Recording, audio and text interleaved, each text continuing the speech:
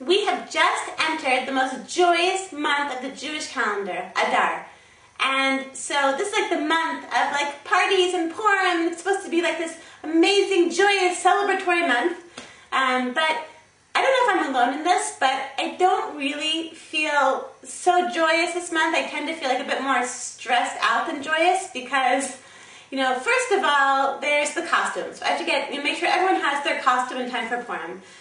But even worse than that, I have to start thinking about mishloach mano, like the special food packages for people that I know, and that's already pretty stressful. But even worse than that is that, you know, Passover, I'm sorry to remind us of all of this, but Passover is right around the corner. It's only 6 weeks, it's only like about 6 weeks away. And, you know, and that's stressful, like my whole big messy house, like how am I going to clean this for Passover? I don't know. So basically, the thing is, it's a mitzvah this month to be joyous. It's a mitzvah. It's an important thing to work on. So how do we do it? So someone told me something very interesting, that, you know, we think that happiness, that joy just comes because you're in a happy, wonderful, perfect life situation. But you know, Judaism teaches us that it's not really that way. Joy is something that you have to work on. You know, we say, La'avod et Hashem b'simcha, to serve God with happiness. And someone pointed out to me that the emphasis is on the word avodah, la'avod. It's work, it's hard work. To access that happiness is work, it's hard work. So how do we do this work?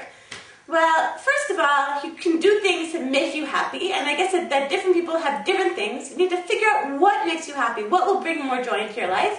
But I think like another big chunk of that work, the work of this month of Adar and of the whole year of accessing happiness, is to accessing gratitude. So I learned something very interesting this week from my teacher, her Rabbani Imim Mizrahi. She was quoting the Rabbi Mikam, who was teaching about the 4 levels of happiness.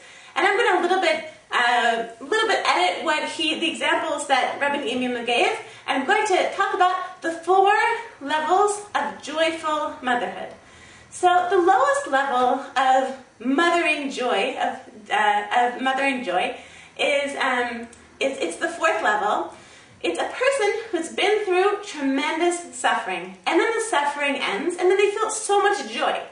This past week, I had an amazing experience. I interviewed a woman who was married for 22 years and went through 21 years of fertility treatments before she became a mother. And thank God, 2 weeks ago, she gave birth to a beautiful, healthy baby girl named Rivka, Mazel Tov, Mazel Tov, just 3 weeks short of her 43rd birthday. Can you believe that?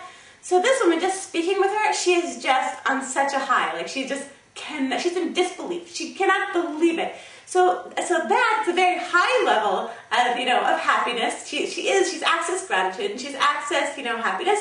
But it's the fourth level. The 3rd level is a person who's gone through a little bit of suffering, and that little bit of suffering has made them feel great gratitude for what they have as a mother. I, for example, a few years back, I was trying to get pregnant. I was waiting to get pregnant. It took me a little bit over a year to get pregnant. And at the time, during that year, it sounds like a very, very little amount of time. Like, who cares? And I already had children, and what's the big deal? But anyone who's been through it, or maybe it was just me, that I really took it really hard. I was like, oh my God, it must be like early menopause. I'm never going to have any children. I'm not going to have any more children. And, God's forgotten about me, and that's the end of my childbearing career, and zero. So when I actually did have my next child, I was so happy, and I was so grateful, and I was on such a high because I'd been through that little bit of suffering. It made me feel so grateful for what I had. So it made me feel so much joy. The 2nd level is a person who hasn't been through any suffering themselves, but they see another person lacking or another person suffering, and it makes them feel tremendous gratitude for what they have. I have a friend who she has she has 8 children underneath the age of bar mitzvah. Her oldest was just bar mitzvah.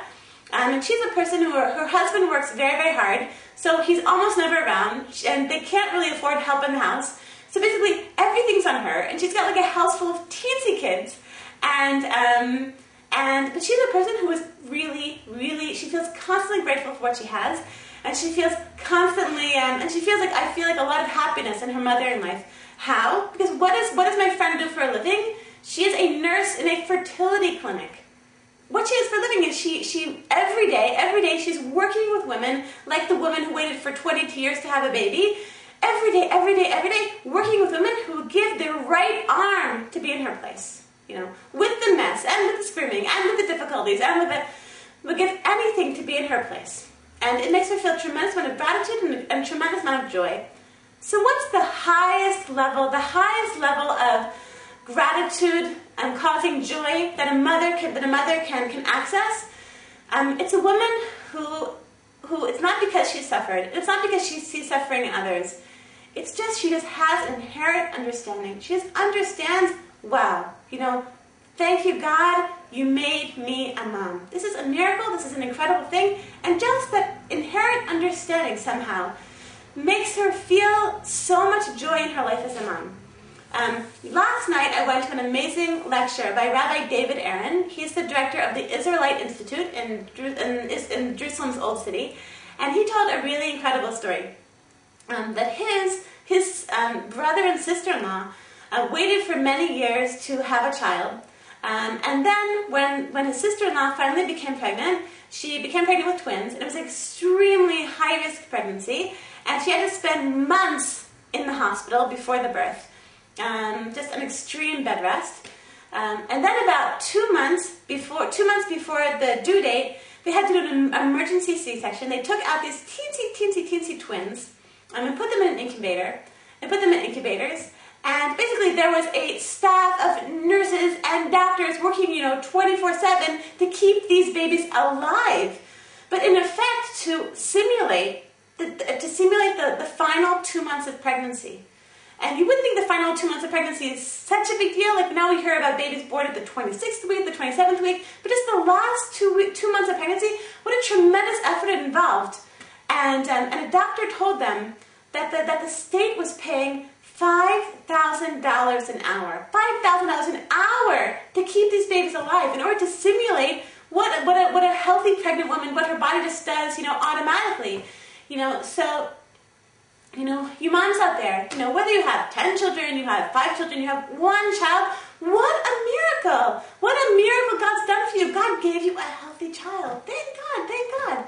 So I just want to bless all of you moms and bless myself that this month of Adar, the most joyous month of the Jewish calendar, that we should be able, through gratitude, to access the highest level of happiness. I want to bless everyone with an amazing month and amazing week.